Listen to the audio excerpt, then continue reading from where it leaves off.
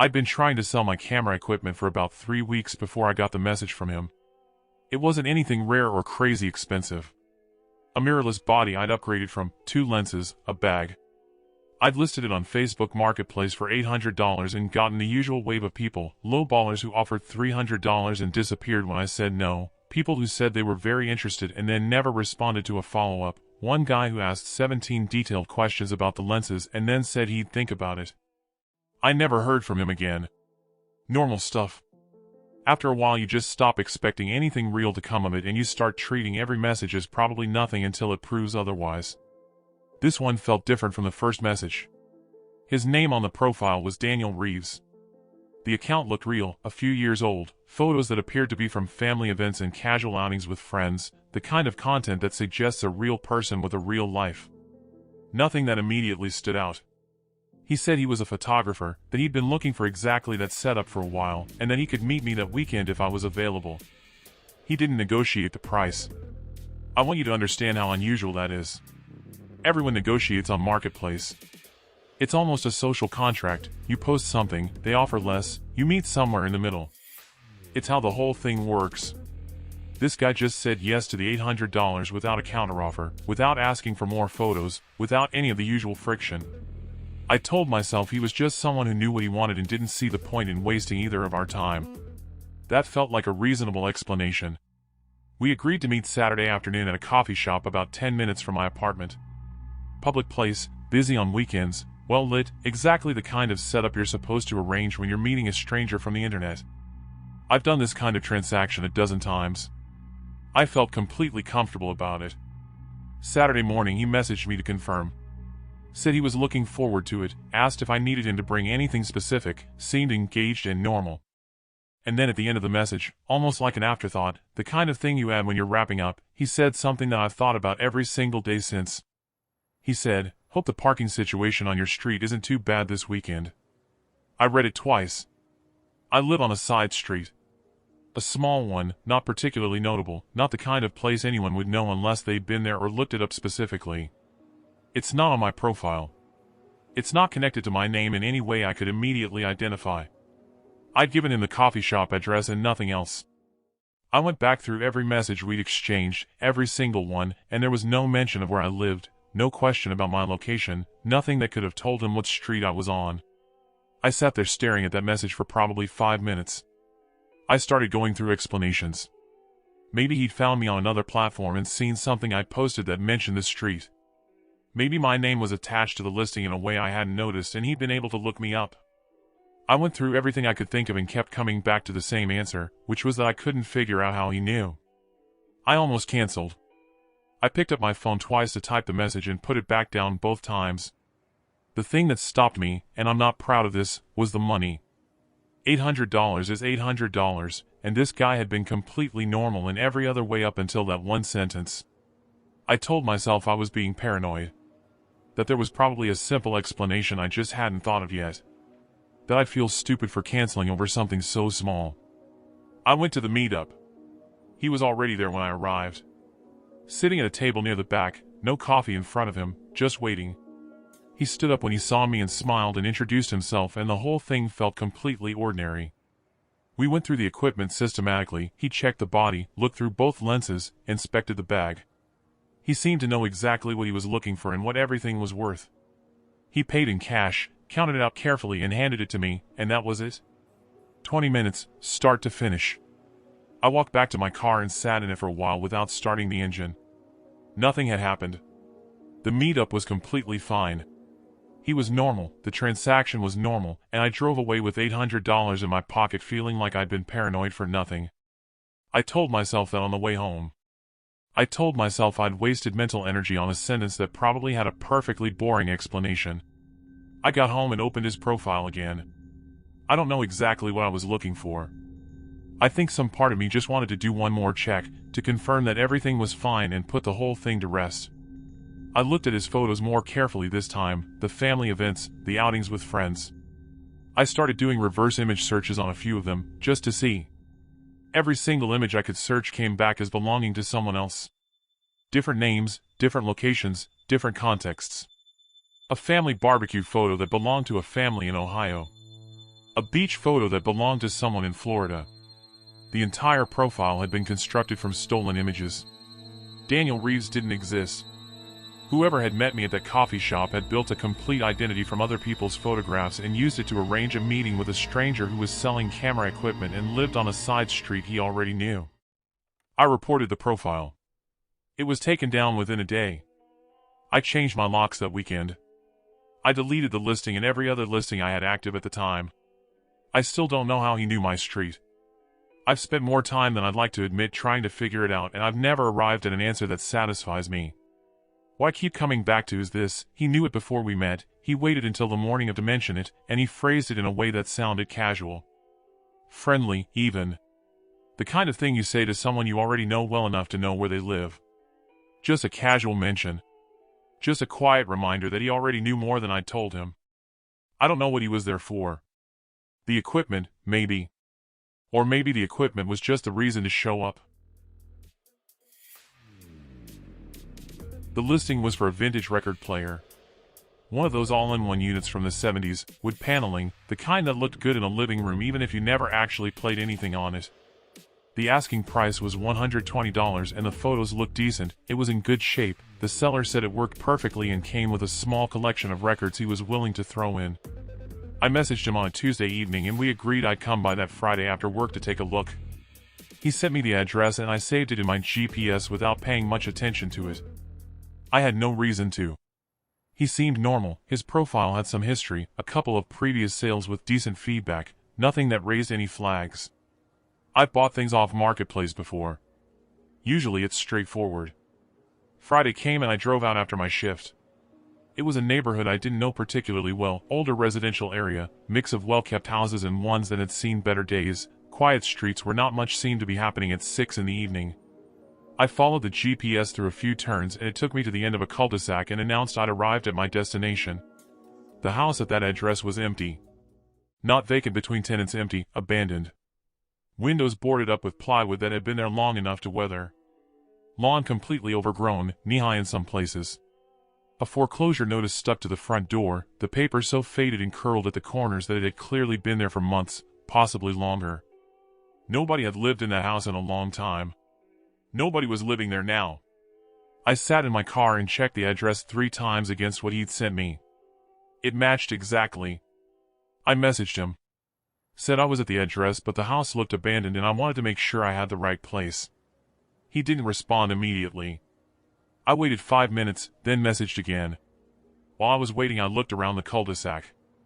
It was quiet, no one walking dogs, no one pulling into driveways. Then I noticed the car. Dark sedan, parked on the street maybe 30 feet behind me. Engine off. I hadn't seen it when I pulled into the cul-de-sac, which meant it had either been there and I hadn't noticed, or it had come in behind me without me registering it. I couldn't tell from where I was sitting whether anyone was inside. The windows were tinted enough to make it difficult. His response came in while I was looking at it. He apologized, said he must have sent the wrong address, said the right one was just 2 blocks over and he'd send it now. He seemed relaxed about it. Almost too relaxed, given that I'd been sitting outside an abandoned house for 10 minutes. I looked at the car behind me again. The timing of the response was what got me. I'd been sitting there long enough that if he'd simply made an address mistake he probably would have caught it sooner, would have wondered why I hadn't arrived, would have messaged to check in. Instead the response came right after I'd been stationary long enough to notice the car. Like someone who'd been watching and decided it was time to redirect me before I left entirely. I typed back that it was fine, that something had come up, that I was going to pass on the record player. He responded within 30 seconds. Said please don't go, that he really needed to sell it, that he'd do $80. Then $60. Then he asked what price would work for me. I didn't answer. I put the car in drive and pulled out of the cul-de-sac. In my rearview mirror, the dark sedan pulled out immediately after me. I didn't panic but I started paying attention to it. I took a turn I didn't need to take. It followed. I took another one. It stayed with me. After about 6 blocks it turned off onto a side street and I didn't see it again. I drove home a longer way than necessary, checking my mirrors the whole time. I got inside, locked the door, and sat down. I went back to the listing and looked at the profile more carefully than I had before. It had been created 4 days before he messaged me. No transaction history, no reviews, no previous listings, just a record player, posted the week before, with photos that showed a piece of furniture that might or might not exist. I reported it and blocked the account. I don't know what was supposed to happen at that cul-de-sac. I've thought about it more times than is probably healthy, and none of the scenarios I've come up with are reassuring. What I know is that the address was wrong, and it was wrong in a specific way, not a typo, not a street number off by one, but an entirely different location in a quiet dead-end street where no one would see what was happening. I know the response came in a moment that felt deliberate.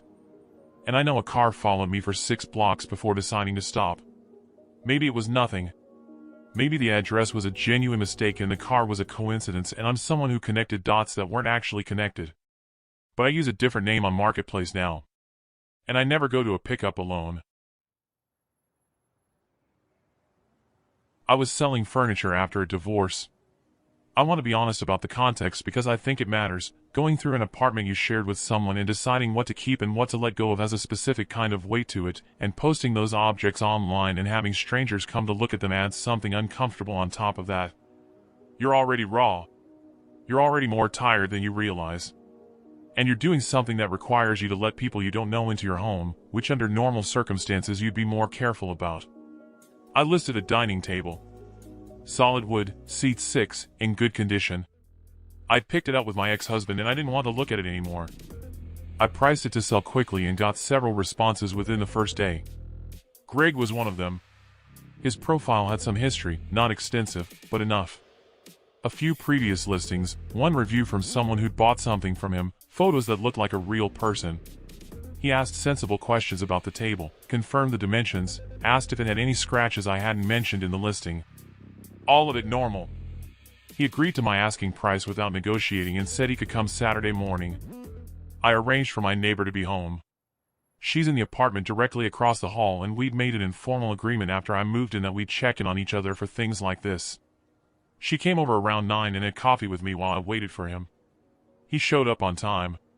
He brought a friend to help carry, a younger guy who barely said anything, just helped with the logistics.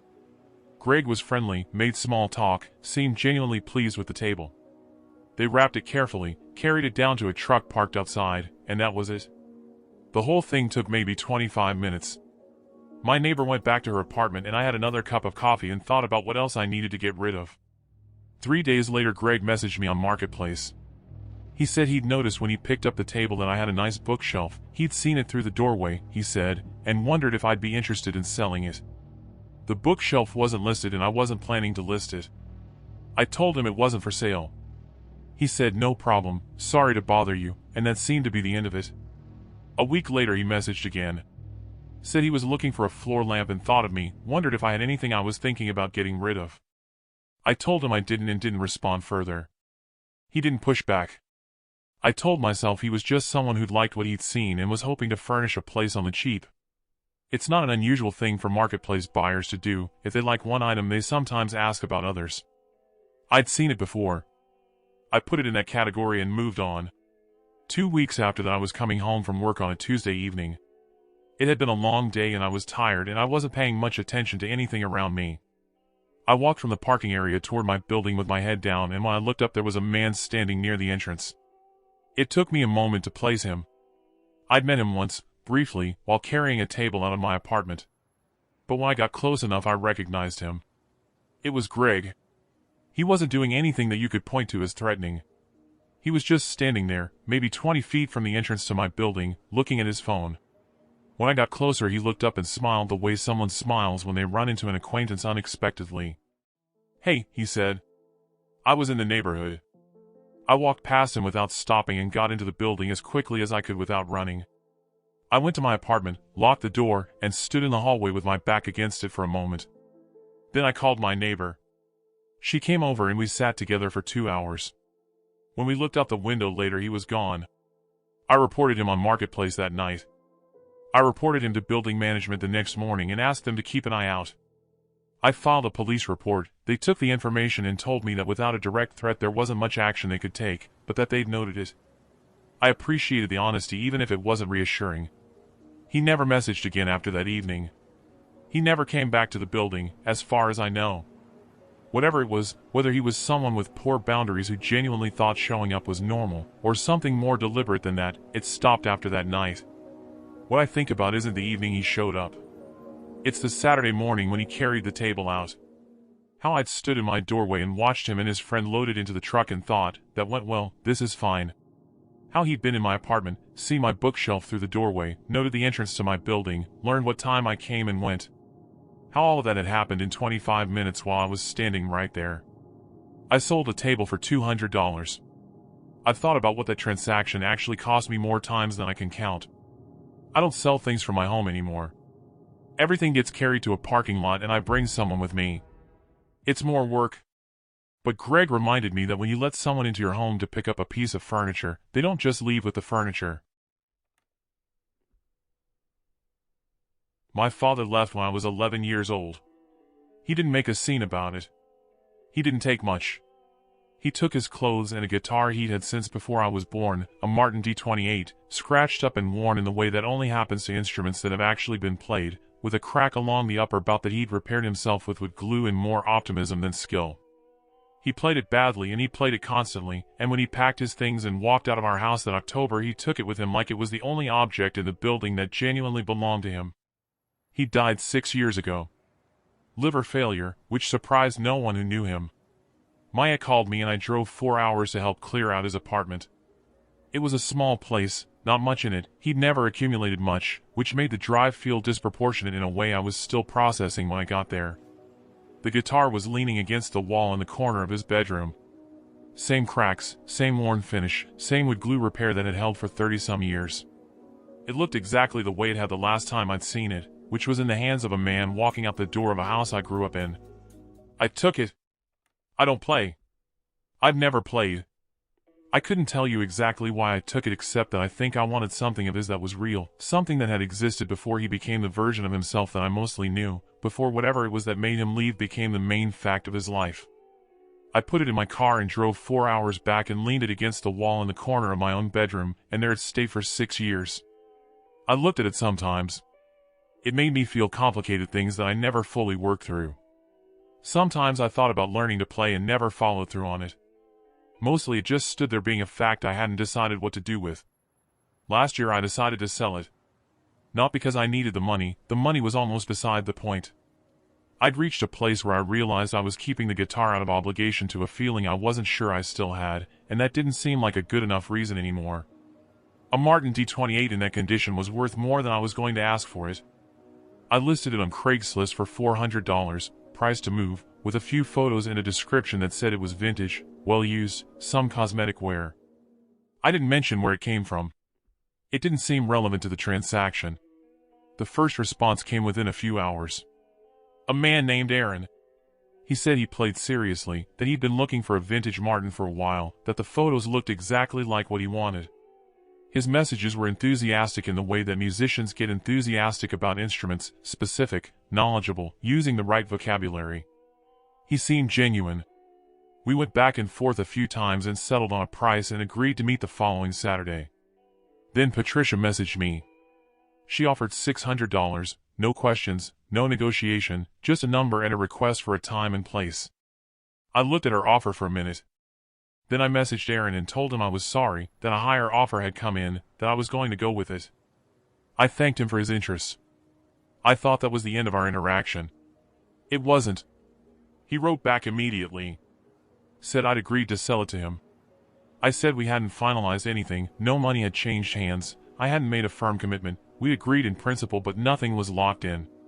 He said my initial message constituted an agreement. The exchange escalated faster than I expected, his messages getting longer and more intense, the tone shifting from disappointed to something that felt more like grievance.